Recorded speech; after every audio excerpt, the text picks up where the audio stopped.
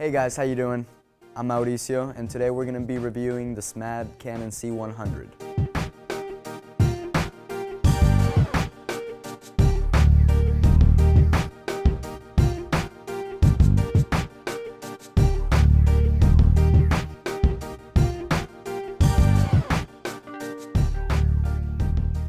Cool. So when you check out this camera, it'll come inside this bag. Inside this bag, you're going to find the camera grip, and we'll go over all of this stuff in just a few minutes. Then you'll have a handle, which has mic inputs, and you'll also be getting a viewfinder. And that's all inside this bag. So let's take a look. Okay, so just a few things to note about the C100. There is no internal microphone, so you will need an exterior microphone at all times. There's also an articulating screen that works a little bit differently than the 60D. It has a pivot point at the top, and it comes out just a little bit out this way, so be very careful whenever you're handling it. Now if we take a look underneath this articulating screen, we have the SD card slots. Now you may notice there are two slots because the C100 can record video to both cards simultaneously.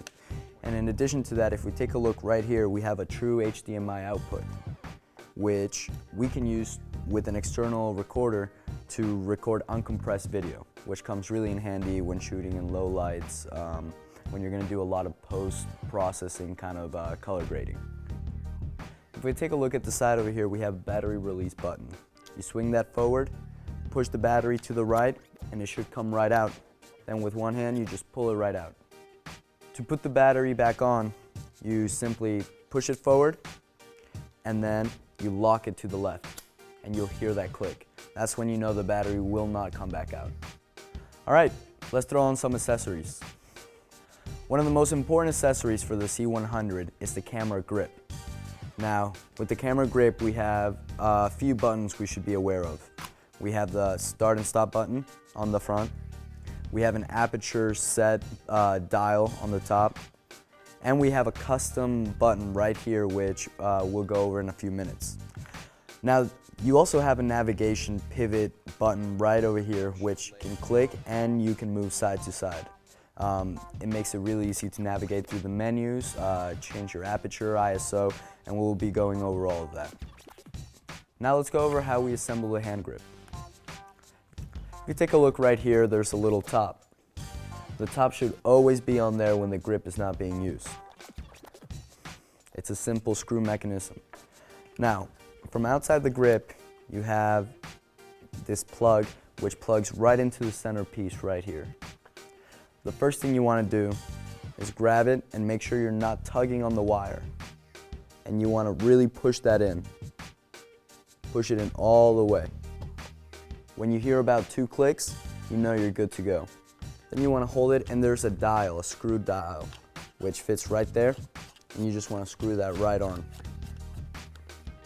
Now, you can have the grip in almost any position, but I kind of like it just perpendicular to the ground. It's a nice firm grip,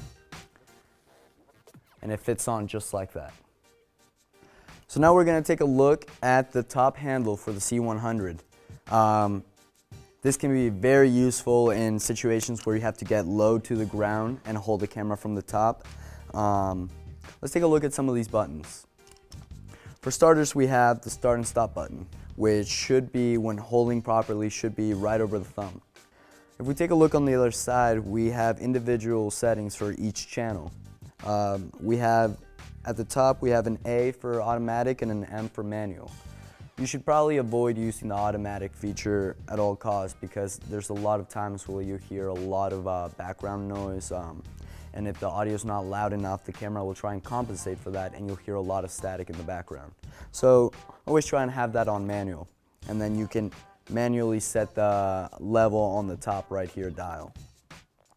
Now we move one down, and we have the handle actually has left and right external mic, which is really useful in case you forgot your Rode video mic or you have no Zoom H4 by hand. So we see the dial right here. We have the mic input, we have the line in, And then we also have the mic plus 28 volts. And that's for a lot of the condenser mics and a lot of those shotgun mics that require external power. If we go down one more switch, we have the switch between the internal mic and the input that we have right here on the side. If we take a quick look, on the side we have two XLR inputs. We have channel 1 and channel 2. The controls for that are on the other side of the handle, just like the NX5. You want to go here to the top of the camera and use the hot shoe mount, just like you would with any other microphone. You want to slide that baby right in and then push it down and start twisting. Now with this thing right here, let me turn it so you get a better view. This thing right here, you want to make sure it's really tight. If it's loose, you run the danger of bending some of the little rails on the inside. So make sure it's really tight because your camera depends on it. Cool. So now we're in all the way. Now if you take a look right here, this is to mount all of your microphones. So it's a nice option when you don't have the hot shoe mount available anymore. But what's really cool is that there's also another hot shoe mount on top of the handle. So this expands the capabilities of the camera tenfold. The connection from the handle to the camera is kind of tricky. And it has a lot of small pins, so you want to make sure that before you put it in, that the arrows are aligned. Let's take a quick look. What you want to do is align this top arrow that's on the connection from the handle, and you line it up with the top arrow that's on the top part of the camera. Once you have a firm grip, give it a little push in, and there, you're good to go.